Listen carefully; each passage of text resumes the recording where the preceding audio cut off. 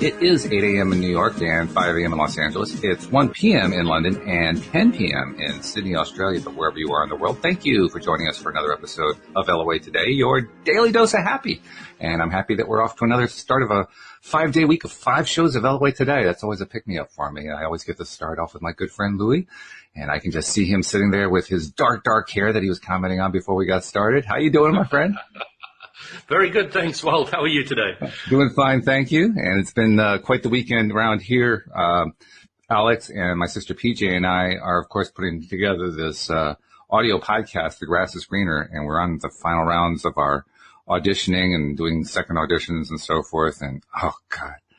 I mean, I have two feelings on it, Louis. One feeling is it's just incredible, the amount of talent that have applied to be a part of this cast.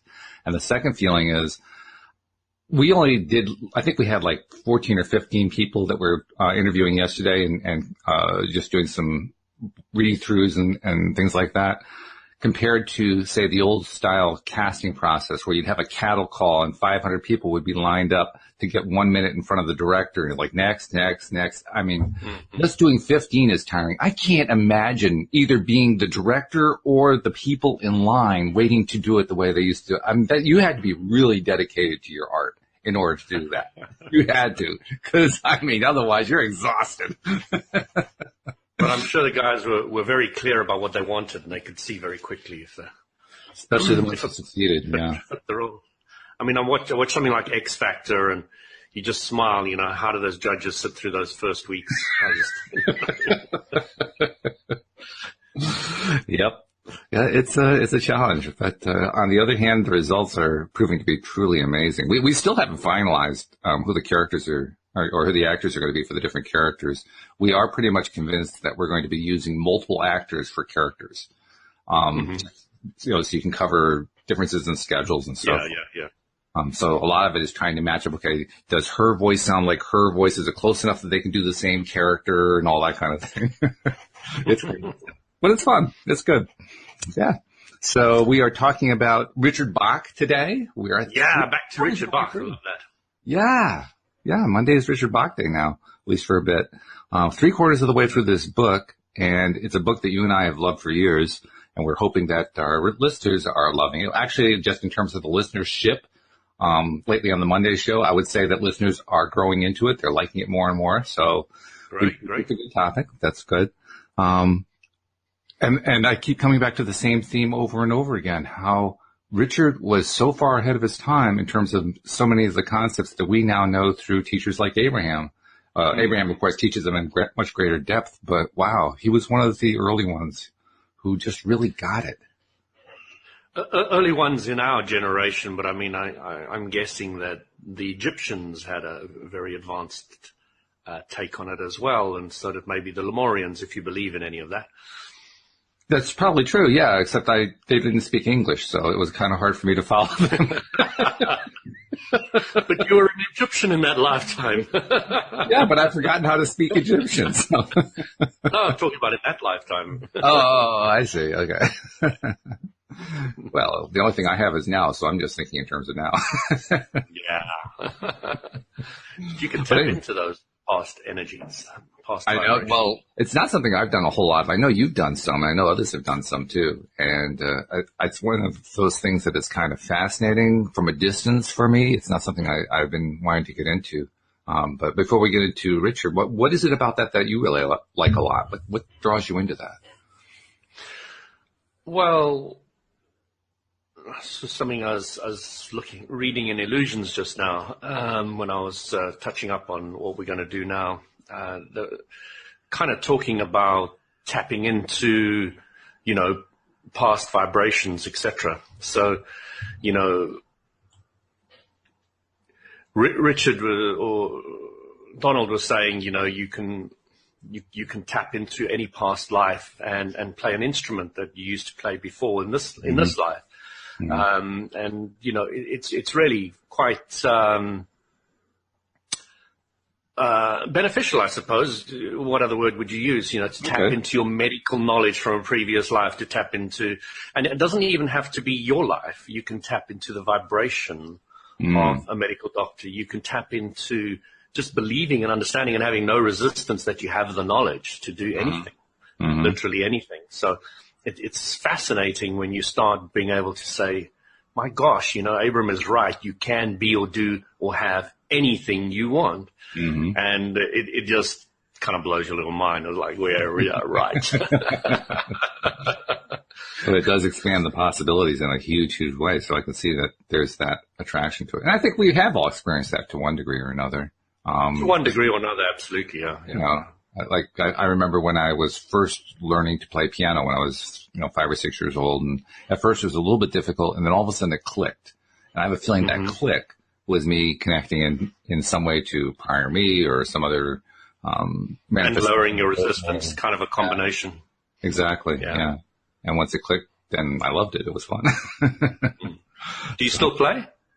I haven't played in years. I need to get to a place where I have a big enough room to put a piano in because I don't want to. I mean, I want to have some electronic too, but I want an actual, grand piano to play because it has its own sound that no electronic can ever reproduce. This is true. Yeah, I love it a lot. Anyway, we are on illusions. Oh, and I got to get the messages done too. I need to get into this habit and stay in this habit. The messages, doing them early, yeah. Doing them early, getting them done so I don't forget about it. So first of all, if you're not yet a subscriber, hey, what are you waiting for? Become a subscriber. We have a different show every day of the week. We're doing shows 5 days a week, Monday through Friday. And you don't really want to miss any of them. Our loyal listeners don't. The numbers, interestingly enough, Louis, the numbers are becoming very, very steady from one show to the next. It's demonstrating that people are listening to this show and the next show and the next show. Yeah, it's really, really encouraging. So if this is new to you and you haven't heard from us before, by all means subscribe. And it's very simple to do. Just go to the homepage of our website, loatoday.net. And right at the top, you will have instructions designed especially for your device, whatever device you're connecting with, to help you become a subscriber and get all of our lovely episodes coming right to your device every single time that we publish them. And then, of course, subscribe and share is the motto. So, be sure you share with friends and family and anyone who you think might be interested in this. Don't do it with the enemies. You'll just get a lot of fights out of that. But with friends, for people who you think would be, at least receptive to it, share it because everybody needs a daily dose of happy, right? So subscribe and share, and also make sure that you're subscribing if you're interested anyway in listening to the video version of this because we live stream this on YouTube, and we would love to have you be a part of the live stream audience. But even if you just want to be able to play it back, watching us as we sit here with our microphones and our headsets and so forth, by all means subscribe on YouTube and then click the little bell next to it so you get notified every single time that we publish on YouTube. And those are our messages for the day. So before we get into the book, do you have any final words to inspire us about what we're talking about with illusions? Just wanted to say to everybody, grab a copy of the book. I mean, you can get it in, I think, almost every version. Actually, I don't think Audible's got a copy of it. I've never seen it. Really? Yeah. Wow, that's not a surprise. I would have bought it. I've been an Audible member for many, many years, and I've got all the classics there. Autobiography of a Yogi, I heard you were talking about the other day. I've got that on audio as well. I really like that. Oh, is that right? And, all the classics, Course in Miracles and things like that. So, if it was on there, I would have bought it. Well, every month I get into audiobooks. So we'll send a message, LOA today to Audible. You got to get Illusions by Richard Bach onto your system. I think it's probably up to Richard himself to get it done. They need his permission, don't they? Tap him on the shoulder. I mean, and then send him our way for an interview. Use the law of attraction. That's right. Yes. So anyway, we're on chapter 15 of Illusions, and we've been through quite a few of the adventures so far as Richard has been learning how all this stuff works, the stuff that is not called law of attraction in the book, but it's pretty clear that's what we're talking about. He has had an interaction with a vampire. He has practiced making clouds go away. He has drawn a blue feather into his life. I mean, he has all these little exercises he's been doing, and you kind of get the sense he's getting better and better at it, even though, like most of us, he keeps convincing himself that he's really not very good at this. Funny thing, isn't it? Argue for your limitations and they're yours. There they are. Right there. I even used that phrase in a conversation today, or not today, this week. So yeah, this is influencing me as well. So chapter 15, once again, begins with a quote from the Messiah's Handbook. And it says, "The truth you speak has no past and no future. It is, and that's all it needs to be." That's kind of what we were just talking about in terms of drawing from other lives and so forth, because the truth just continues to be true. So the chapter begins, "I lay on my back under the fleet, wiping oil from the lower fuselage. Somehow the engine was throwing less oil now than it had thrown before. Shimoda flew one passenger, then came over and sat on the grass as I worked. Richard," he said, "how can you hope to impress the world when everybody else works for their living and you run around all irresponsible from day to day in your crazy biplane selling passenger rides?" He was testing me again. "There's a question you are going to get more than once." "Well, Donald, part one, I do not exist to impress the world. I exist to live my life in a way that will make me happy." "Okay," he said. "And part two?" Well, part two, everybody is free to do whatever they feel like doing for a living. And part three, responsible, is able to respond, able to answer for the way we choose to live. There's only one person we have to answer to, of course, and that is ourselves," Don said, replying for the imaginary crowd of seekers sitting around. "Well, we don't even have to answer to ourselves if we don't feel like it. There's nothing wrong with being irresponsible. But most of us find it more interesting to know why we act as we do, why we make our choices just so. Whether we choose to watch a bird or step on an ant or work for money at something we'd rather not be doing." I winced a little. "Is that too long of an answer?" He nodded. "Way too long." "Okay, well, how do you hope to impress the world?" I rolled out from under the plane and rested for a while in the shade of the wings. "How about, I allow the world to live as it chooses, and I allow me to live as I choose?" He threw a happy, proud smile at me.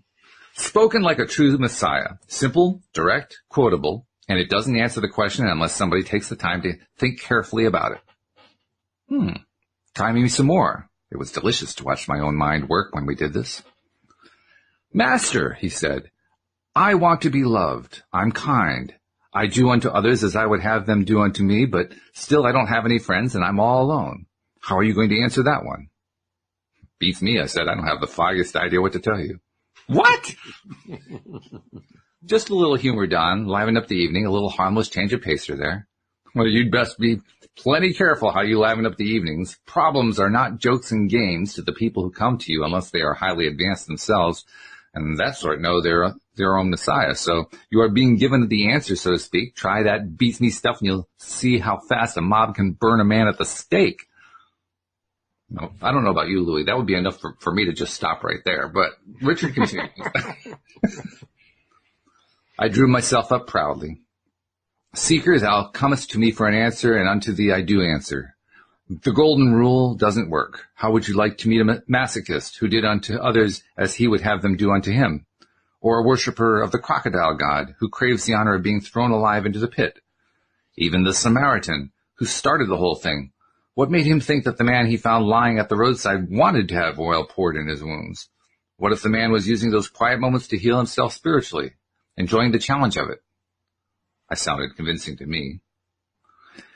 "Even if the rule was changed to do unto others as they want to be done to, we can't know how anybody but ourselves wants to be done to. What the rule means and how we apply it honestly is this. Do unto others as you truly feel like doing unto others. Meet a masochist with this rule, and you do not have to flog him with his whip simply because that is what he would want you to do unto him, nor are you required to throw the worshiper to the crocodiles." I looked at him. Too wordy? "As always, Richard, you are going to lose 90% of your audience unless you learn to keep it short." "Well, what's wrong with losing 90% of my audience?" I shot back at him. "What's wrong with losing all my audience? I know what I know, and I talk what I talk, and if that's wrong, then that's just too bad. The airplanes are $3 cash." "You know what?" Shimoda stood up, brushing the hay off his blue jeans. "What?" I said petulantly. "You just graduated. How does it feel to be a master?" frustrating as hell. He looked at me with an infinitesimal smile. You get used to it, he said. That's the end of chapter 15. Any comments before we move on? Yeah, let's dig into the truth you speak has no past and no future. It's all that it is, and that's all that it needs to be. Mm-hmm. So,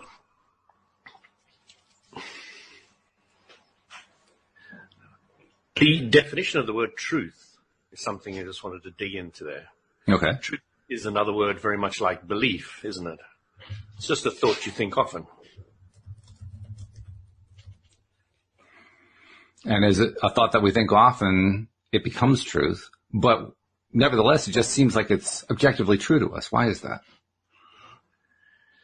Well, if you think about it often enough, it manifests an active vibration, and that's what you constantly bump into, so you get validation for your truth. So really, the only truth is that the law of attraction will bring you more of what you think. Mm-hmm. Okay. And the rest is what you want to think, you know. But all of that is in the now, is what they're talking about there. There is no past and no future. So even if a active vibration from the past is affecting you now, it is activated by you in the past. And if you are affected by a vibration of somebody else, then you are allowing it to affect you. It's like I had this heated discussion, I'll say, in the sauna the other day. Okay. This guy was arguing for the fact that he doesn't totally create his own reality. Ah. So I said to him, okay, so to what degree do you create your reality, and what degree do I control you? Mm. And he didn't like that for a second. So sure, yeah. I said to him, did you like the idea? Do you believe that you can not agree with anything and everything I say? Do you think you have that power? He says, yes, definitely. I can refuse to agree with what you're saying or not saying. I said, great. So can't you do that on all subjects? And yeah, he wasn't too happy about all that either. He literally stormed out of the sauna, but his mum was quite keen to carry on chatting to me all the time. She was much more into this. That's funny. And he was really trying to get his mom on his side, but she wasn't having any of it. It was quite fun. Oh, dear. Yeah, it sucks when people don't behave the way you want them to behave, I tell you. So it is, and that's all there needs to be. So, yeah, what is really is just the active vibrations, and the active vibrations that you've had activated in the past, or that you are allowing that are in your environment to currently affect you. So, yeah. But again, your choice, how much you want to allow that. So, yeah, I love the aspect of that I love is how much power it gives you and how much control over your own life it gives you, how much confidence you start getting with it, and how much you can start healing yourself and getting more money and more this and more of the things that you want.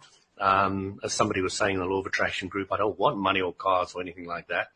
You know, I just want to be, you know, kind, loving, helpful, nice kind of person. And we're so, well, fine. You know, there's nothing stopping you using the law of attraction, to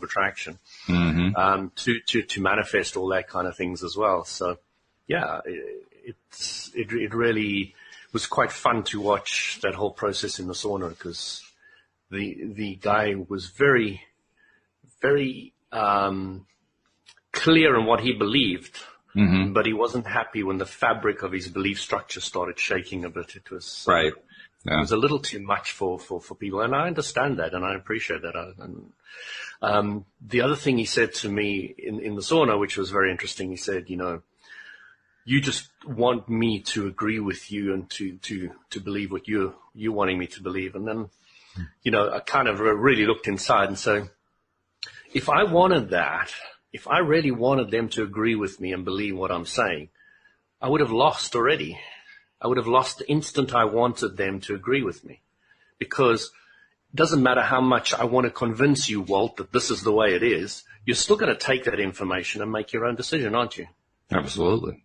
It doesn't matter if I just generally or gently give you an idea and you take it and run with it, or if I try to force you, it's really going to make no difference. At the end of the day, the person who's receiving it has the choice to take on that information or let it go. And you might try to make it, covered with a spoonful of sugar to make it easier for me to accept it. But still, I'm the one who's deciding whether to accept it, even under those circumstances. Yeah, but I'm a whip guy, not a sugar guy. Well, remind me to get you angry, that's for sure. It's interesting. Different teachers, you'll often find they're usually one or the other. They're more sugar orientated or more whip orientated. And you'll find the students that are more interested in learning in that form will choose the appropriate teacher. It's really, really interesting getting into it. By the way, I do have to comment that a spoonful of sugar is absolutely disgusting. Okay, that's a whip. I mean, anybody's ever tried that? It's like, oh, God, what did I just do? Oh, Walt, you're so beautiful and pretty. You're going to slap me.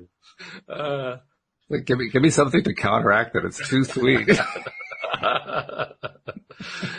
And it's interesting. A lot of people that I bump into are more the warrior type, the fighters or the people who like the hard lessons rather than the want the sweet loving type of lessons. And I ran into somebody like that just a few days ago on Facebook. I'm pretty sure he was just trolling. He joined a law of attraction group, and it was very clear he had absolutely no belief at all in law of attraction. In fact, he was 100% convinced it was all, in his word, bollocks. Everything was bollocks from his viewpoint. And he was just there to start fights and, stir up trouble and so forth. It was interesting. And he was kind of passive aggressive about it, in that somebody had posted something and he posted something that said, well, that never works. And he just kind of left it there. And me not realizing he was there to troll, I responded to him, and all of a sudden he's blowing up in my face like, oh, well, this is interesting. An interesting choice going on here. Okay.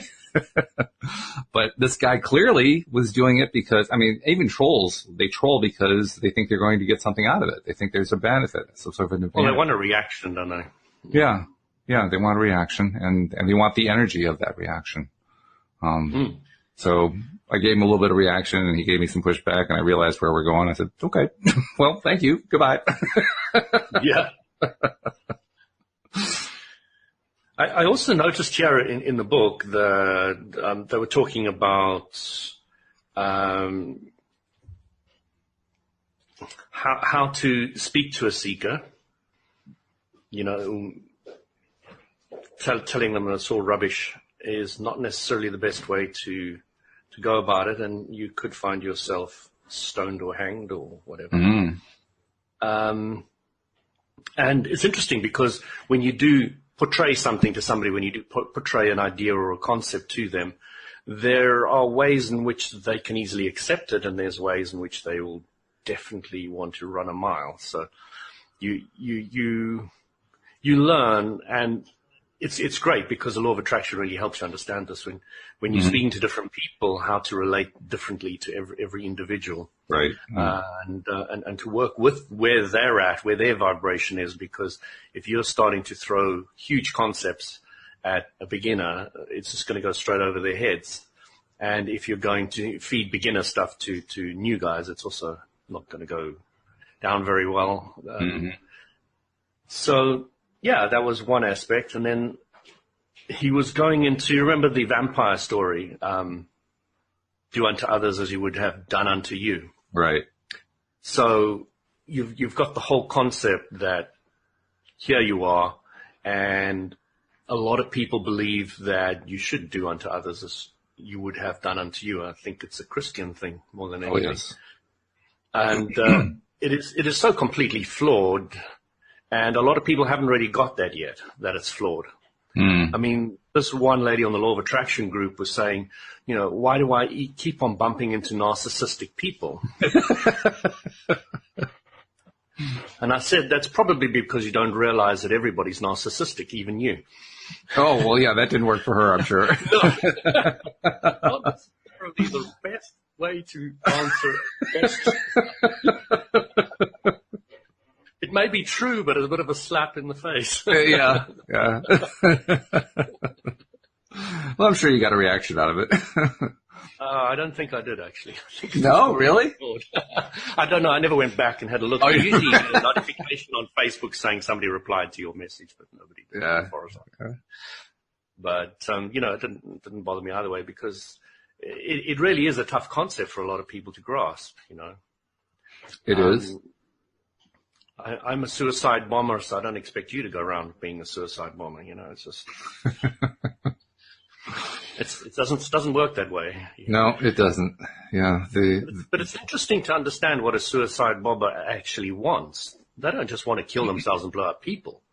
They want people to understand their plight that nobody else seems to be care about or be looking at. They want to amplify that. That is their focus. Mm-hmm. Their focus is not about going around blowing themselves up. Yeah, it's almost a way of expressing their rage, their determination to obliterate the enemy and all that. No, I don't think there's much of that in it.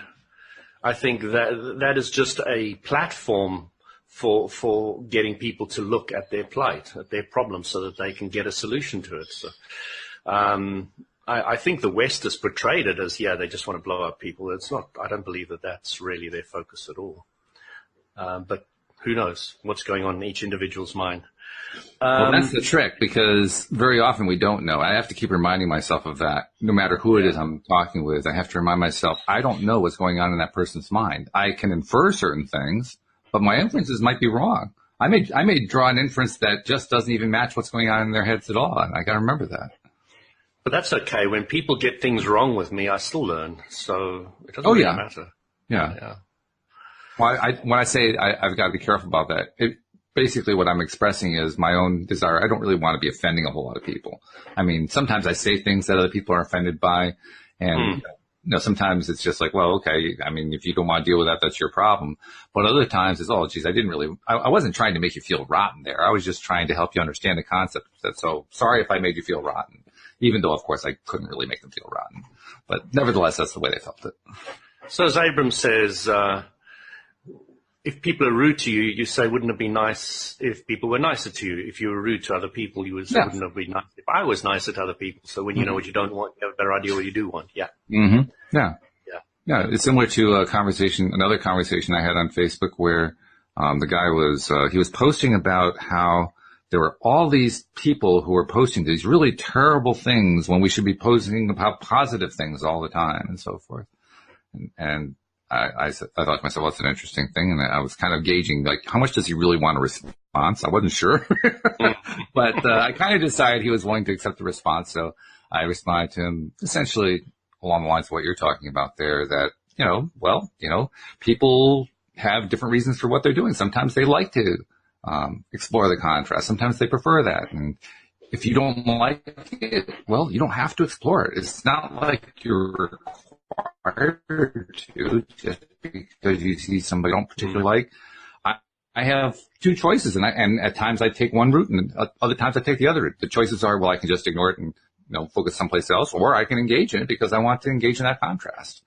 And usually my rule of thumb is, if I feel like I'm going to make myself feel worse, I probably choose to go in another direction. But it's up to me to regulate that. And he thought I was basically just refusing to fix the problem. So what are you going to do? Perspective, use it or lose it. That's what that's right. says. Use it or lose it. So anyway, let's see. We are through chapter 15. Shall we get on to 16? Just one thing at the end here. It says, oh, sure. Well, congratulations, you graduated. How does it feel to be a master? Frustrating as hell. Mm-hmm. He looked at me with that infinitesimal smile. We'll get used to it. That's true. That's very true. Yeah. So in chapter 16, he starts off by talking about, of all things, hardware stores. Hardware stores are always long places, shelves going back into forever. In Hayward Hardware, say that one 3 times fast, I had gone hunting back in the dim, needing 3/8-inch nuts and bolts and lock washers for the tail skid of the fleet. Shimoda browsed patiently as I looked, since, of course, he didn't need anything from a hardware store. The whole economy would collapse, I thought, if everybody was like him, making whatever they wanted out of thought forms and thin air, repairing things without parts or labor. Boy, there's a great example of I'll argue for your limitations right there. Absolutely. I was just thinking, my gosh, that's the thought that a lot of people would have, though. It is, yeah. I mean, to me, I look at that same situation. I say to myself, it's not an economy collapsing. That's an economy stabilizing. What are you talking about? So, I mean, anyway. At last, I found the half-dozen bolts I needed and journeyed with them back toward the counter, where the owner had some soft music playing. Greensleeves. It was a melody that has haunted me happily since I was a boy. It played now on a lute over some hidden sound system. Strange to find in a town of 400 souls. Turned out it was strange for Hayward, too, for it wasn't a sound system at all. The owner sat tilted back on his wooden stool at the counter and listened to the Messiah play the notes on a cheap 6-string guitar from the sales shelf. It was a lovely sound, and I stood there quiet, there paying my 73 cents and being haunted again by the tune. Perhaps it was the tinny quality of the cheap instrument, but it still sounded far misty, other century England. Donald, that's beautiful. I didn't know you could play the guitar. You didn't? Then you think somebody could have walked up to Jesus the Christ and handed him a guitar and would have said, I can't play that thing? Would he have said that? Shimoda put the guitar back in its place and walked out into the sunlight with me. Or if somebody came by who spoke Russian or Persian, do you think any master worth his aura would not know what he was saying? Or if he wanted to skin a D-10 cat or fly an airplane, that he couldn't do it? So you really know all those things, don't you? Well, you do, of course. You do, too. I just know that I know all those things. I could play the guitar like that? No, you'd have your own style, different from mine. How do I do that? I wasn't going to run back to buy the guitar. I was just curious. Well, just give up all your inhibitions and all your beliefs that you can't play. Touch the thing as though it was a part of your life, which it is, in some alternative lifetime. Know that it's all right for you to play it well, and let your non-conscious self take over your fingers and play. That's exactly what I was just talking about 20 minutes ago about playing piano. That's exactly how I felt. I remember reading this too, and remember reading, that's exactly how I felt. I had read somewhere about that, hypnotic learning, where students were told they were masters of art and so played and painted and wrote like master artists. That's a hard thing, Don, to let go of my knowing that I can't play a guitar. Well, then it will be hard for you to play the guitar. It will take years of practice before you give yourself permission to do it right, before your self-conscious mind tells you that you have suffered enough to have earned the right to play well. Well, why didn't it take me long to learn how to fly? I mean, that's supposed to be pretty hard, but I picked it up pretty fast. Well, did you want to fly? Nothing else mattered. More than anything.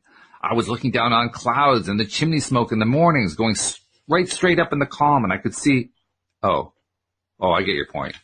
You're going to say you never felt that way about guitars, did you? You never felt that way about guitars, did you? And the sinking feeling I have right now, Don tells me that is how you learn to fly. You just got into the travel air one day and you flew it. And you've never been up in an airplane before. My, you are intuitive. You didn't take the flying test for your license? No, wait, you don't even have a license, do you? A regular flying license. He looked at me strangely. The whisper of a smile as though I had dared him to come up with a license and he knew that he could do it. You mean the piece of paper, Richard? That kind of license? Yes, the piece of paper. He didn't reach into his pocket or bring out his wallet. He just opened his right hand, and there was a flying license as though he had been carrying it around waiting for me to ask. It wasn't faded or bent, and I thought about 10 seconds ago it probably hadn't existed at all. But I took it and looked. It was an official pilot certificate, Department of Transportation seal on it. Donald Williams Shimoda with an Indiana address, licensed commercial pilot with ratings for single and multi-engine land airplanes, instruments, and gliders. You don't have your seaplane ratings or helicopter? Well, I'll have those if I need them, he said. so mysteriously that I burst out laughing before he did. The man sweeping the walk in front of the International Harvester place looked at us and smiled, too. And what about me? I said. I want my airline transport rating. You're going to have to forge your own licenses, he said. I love that statement. You're going to have to forge your own licenses? Yeah. Well, nobody else can do it for you, can they? This is true. This is true. Yeah. Create your own reality. Well, I mean, I suppose that would be possible for somebody to forge it and hand you the piece of paper, but you wouldn't have acquired the license either through forging your own or through earning it or anything else. It would just been a piece of paper that was handed to you. You manifest it into your life, even if somebody else does it for you. Yeah, that's true. Yeah. Yeah. But when you do it yourself, I think that's where the meaning comes in, because like you said, we focus on something, and as we focus on it more and more and more, it acquires more and more reality, acquires more and more truth. Physicality, yeah. Yeah, it has physicality, it has all that stuff, yeah. So I think I always wondered about the stories of the Bible, the Christian story about Jesus and, his travels and disciples and all that kind of thing, yeah. And it occurred to me that from the point of view of the people he was trying to teach, since it wasn't their lives, it wasn't as meaningful. They really needed to learn how to do it themselves, which never really happened. Well, at least not directly. He always said, I want to make you fishers of men. Right. Yeah, I want to teach you how to fish, not spoon feed you yet. Right, yeah. But so often, so much of the stories were told as if he was doing everything, even though there were stories where the other people who he was healing or he was teaching in some way were actively doing it themselves. That part of the story was always left out, which I always found fascinating. There's a reason why he was crucified. Yeah. Is this a little foreshadowing on your part, Louis? Just a little bit. Just a little bit. Oh, good grief. Okay, well, we're getting closer and closer to the defining moment. Shall we move on to 17, or did you have more you want to talk about on chapter 16? Let me just go through.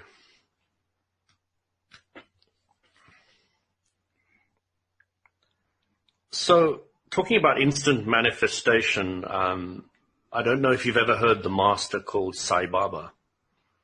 I've heard the name, but I really don't know anything about him. Yeah. So you've got this master with this huge frizzy hair. He passed away 5 years ago or something. Mm-hmm. So he was famous for being able to instantly manifest ash in his hands and give it to his disciples endlessly. Oh, you've mentioned him. Yeah. Yeah. Okay. So, even in this world, in this life, there are people who can instantly manifest. I mean, I'm sure some people will say that's not true and he had some up his sleeve and blah, blah, blah, blah, blah. But, Actually, that wasn't my first thought when I heard that. My first thought is, he can't do any better than Ash, really? Well, he had what is common to a lot of masters, is the ability to be in bilocation. So he was in many places at the same time, reportedly, et cetera, et cetera. Mm. So he had a lot of the normal skill sets of advanced beings. Mm-hmm.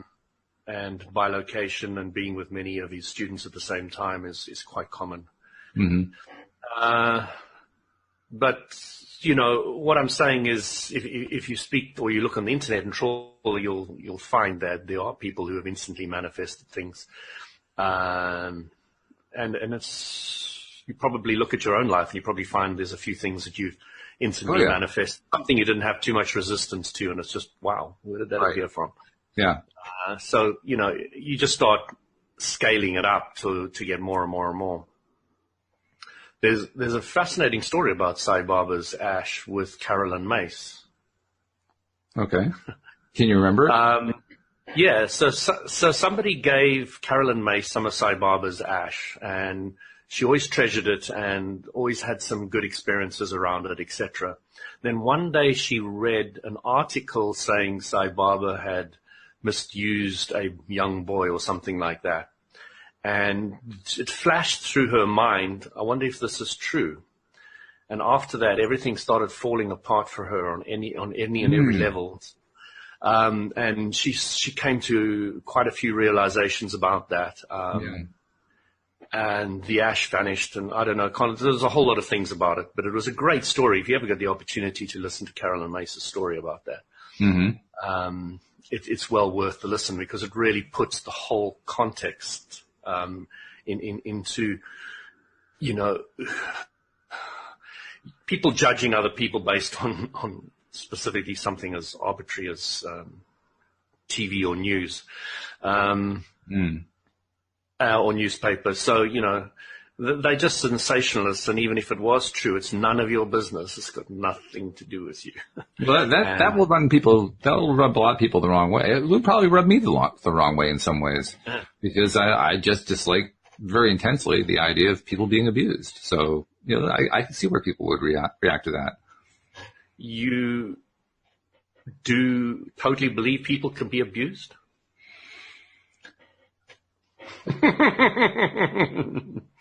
I don't include the word totally in there. I think there's a cooperative element that goes on. But could it ever have happened to them at all if their thinking was not in alignment, if their vibration was not? No, of course not. But I also know that most people are not in alignment all the time. That's part of the reason we're here is for that. But also, they're still learning. I mean, I'm still learning. I've been learning a lot. I'm probably more advanced than many people. And I look at how much more I have yet to learn about how to do this, how to maintain my control, how to focus on what I want, 100% of the time instead of 60% or 80% or whatever. So I'm sympathetic to those who are still learning it. But even more, there's something about the energy of behaving abusively toward others, specifically where, because you're implying like a sexual abuse or some sort of physical abuse. There's something about that just, I really don't want to be a part of that at all. I don't want to have anything to do with that in my life. I don't want to in any way demonstrate my love for it or acceptance of it, because I just dislike it so much. Now, do I understand that I'm creating a limit in my own mind? Yeah, sure. Of course I'm creating a limit in my own mind, but that's a limit I choose readily. But I was just tallowing up. It's probably more than 14 seconds you were pushing against it verbally now. Oh, yeah. Well, I'm having so you're just going to draw that towards you. So, it may be time to just give up that. Oh, yeah. Well, I also have learned the value of counteracting. Like, we have to describe stuff sometimes here on the show that is unpleasant to us. So you counteract it a moment later by saying, but here's what I prefer instead. I prefer treating people well, and I like it when other people treat other people well. I really love it when we treat children well, because we have so much to learn from children. I mean, children are amazing. They have so much they can teach us about the connections that we have to our spiritual side, to our source energy side, because they have a closer tie to it than we do. They haven't lived long enough to be, quote, disconnected, unquote, from it in any ways, even though you really can't ever be disconnected. But, we kind of learn how to kind of turn our head away from it, so to speak. Well, they haven't done that. So in many ways, they are our teachers. And I appreciate it. So they're far more now I just spent like 14 seconds counteracting it, right? Yes. A little bit longer, which is even better. Yeah, there we go. All right. So, just have a quick look here. So manifesting that license instantly is something when you read the book for the first time, you're right. Yeah. Just opens your hand and this perfect document, even with his middle name, William, and his address, etc., manifests. I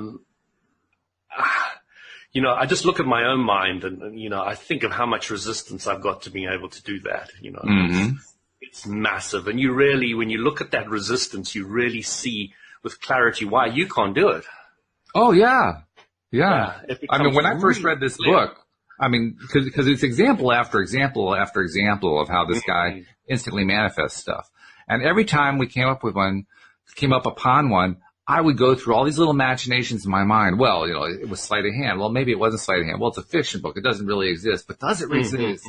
And just going at it in all these different directions and so forth, all of which demonstrated that I really didn't believe any of it, that I really doubted all of it, and that I had these huge resistances to all of it. But I really wanted them.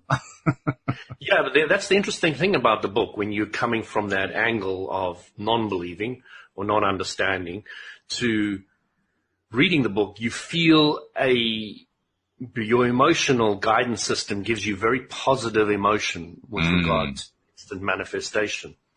So you're confused because your past history of belief structure wants to counteract I'm feeling good about what I'm listening to here. And that whole conflict goes and until Abram came into being, and it's only 3 years ago now, and started filling in all the blanks, did I really understand it? Before then it was like just a fantastic book. Now it's a fantastic book I understand. Yeah, it is a fantastic book, and I really remember just spending a lot of time just mulling through it, and how could this be true? Could it be true? Is there a way it can be true? No, that can't possibly work. But how could he's telling the story like he really believed it? I mean, did Richard actually experience this, or did he just make stuff up? Put my head in, yeah. I mean, all as these you said, thoughts. that's a good sign of a good author. Yes. And there was also the part of me that could tell deep down he had tapped into something that I was pretty sure even he didn't understand. But not he was expressing it with a great deal of clarity, which was admirable. That I think is the great beauty of the book. The degree of clarity he was able to achieve despite his own confusion on the subject was literally brilliant. Mm-hmm. Yeah, he was able to tap into the vibration of advanced information. Let me put it that way. Yeah. Most definitely, without any doubt. Not necessarily fully understanding it, but very much like Esther tapping into the Abram type consciousness. Mm-hmm. Mm-hmm. Yeah. Yeah, I agree with that. Okay, so, now we can go on. We're up to a challenging chapter. This is where things start to come to a pitch here, because we've already had the foreshadowing that, you want to be careful what you say to a crowd. Well, we're about to find out what happens when you don't say things carefully to a crowd. Chapter 17. On the Jeff Sykes radio show, I saw a Donald Shimoda I had never seen before. The show began at 9 p.m. and went till midnight from a room no bigger than a watchmaker's, lined about with dials and knobs and racks of tape cartridge commercial spots. Boy, does that sound 1970s. Oh, my goodness. Sykes opened by asking if there wasn't anything illegal about flying around the country in an ancient airplane taking people for rides. The answer is no, there is nothing illegal about it. The planes are inspected as carefully as any jet transport. They are safer and stronger than most sheet metal modern airplanes, and all that's needed is a license and a farmer's permission. But Shimoda didn't say that. Well, no one can stop us from doing what we want to do, Jeff, he said. Now, that is quite true, but it had none of the tact that is called for when you are talking with a radio audience that is wondering what is going on, these airplanes flying around. A minute after he said that, the call director telephone began lighting up on Sykes' desk. We have a caller on line 1, Sykes said. Go ahead, ma'am. Am I on the air? Yes, ma'am, you are on the air, and our guest is Mr. Donald Shimoda, the airplane flyer. Go ahead, you are on the air. Well, I'd like to tell that fellow that not everybody gets to do what they want to do, and that some people have to work for their living and hold down a little more responsibility than flying around with some carnival. Well, the people who work for a living are doing what they most want to do, Shimoda said, just as much as the people who play for a living. Scripture says, by the sweat of thy brow shalt thou earn thy bread, and in sorrow shalt thou eat of it. Well, we're free to do that too if we want.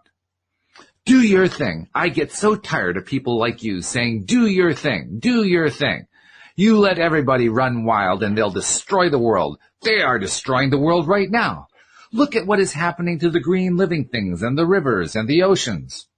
She gave him 50 different openings to reply, and he ignored them all. It's okay if the world is destroyed, he said. There are 1,000 million other worlds for us to create and choose from. As long as people want planets, there will be planets to live on. That was hardly calculated to soothe the caller, and I looked at Shimoda astonished. He was speaking from his viewpoint of perspectives over lots of lifetimes, learnings only a master can expect to recall. The caller was naturally assuming that the discussion had to do with the reality of this one world. Birth is the beginning and death is the end. He knew that. Why did he ignore it? Everything's okay, is it? The caller said into her telephone. There's no evil in this world? No sin going on all around us? That doesn't bother you, does it? Nothing there to be bothered about, ma'am. We see just one little fleck of the whole that is life, and that one fleck is fake. Everything balances, and nobody suffers, and nobody dies without their consent. Nobody does what they don't want to do.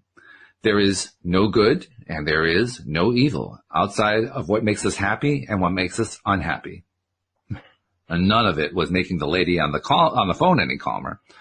But she broke suddenly and said simply, "How do you know all these things that you say? How do you know what you say is true?" This is where I start to lose track of Donald Shimoda. "I don't know that they're true," he said. "I believe them because it's fun to believe them." No, I completely get that. I get it now, but at the time I was like, where are you going with this? That is so cool. I narrowed my eyes.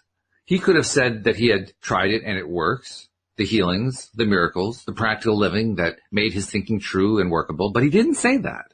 Why? Yeah, that was the question I had. Why? There was a reason. I held my eyes barely open, most of the room gray, just a blurred, fuzzy image of Shimoda leaning to talk into the microphone. He was saying all these things straight out, offering no choices, making no effort to help the poor listeners understand. Anybody who's ever mattered, anybody who's ever been happy, anybody who's ever given any gift into the world has been a divinely selfish soul, living for his own best interest, no exceptions. Boy, I remember reading that, and that word selfish at the time, there was no way that the average reader was going to accept it the way he was saying it. It was just not going to happen. Anyway, it was a male caller next while the evening fled by. "Selfish.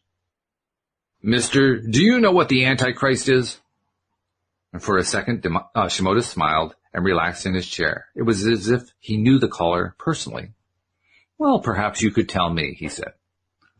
"Christ said that we have to live for our fellow man. Antichrist say, be selfish, live for yourself, and let other people go to hell.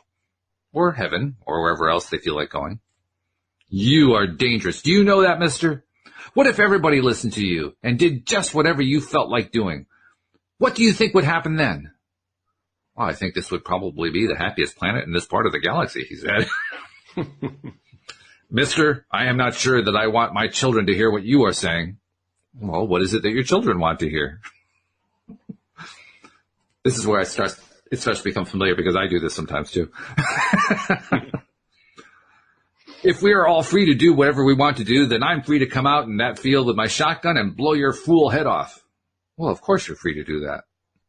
There was a heavy click on the line. Somewhere in town there was at least one angry man. The others, and the angry women too, were on the telephone. Every button on the machine was lit and flashing. Now, it didn't have to go that way. He could have said the same things differently and ruffled no feathers at all.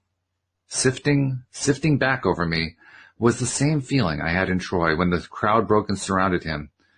It was time. It was clearly time for us to be moving along. Unfortunately, the handbook was no help there in the studio. It said, "In order to live free and happily, you must sacrifice boredom. It is not always an easy sacrifice." Jeff Sykes had told everybody who we were, that our airplanes were parked on John Thomas's hayfield on State 41, and that we slept nights under the wing. I felt these waves of anger from people frightened for their children's morality and for the future of the American way of life, and none of it made me too happy.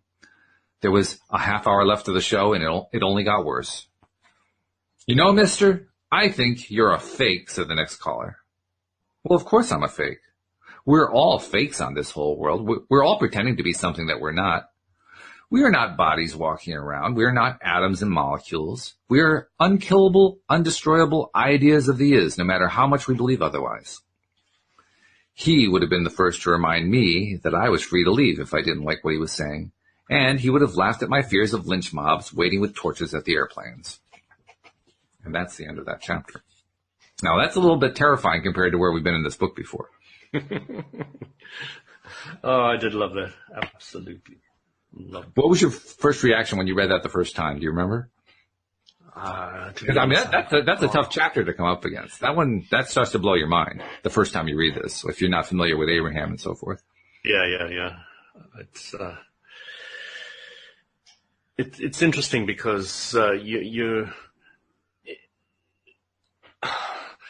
somebody was trying to lynch me the other day. They were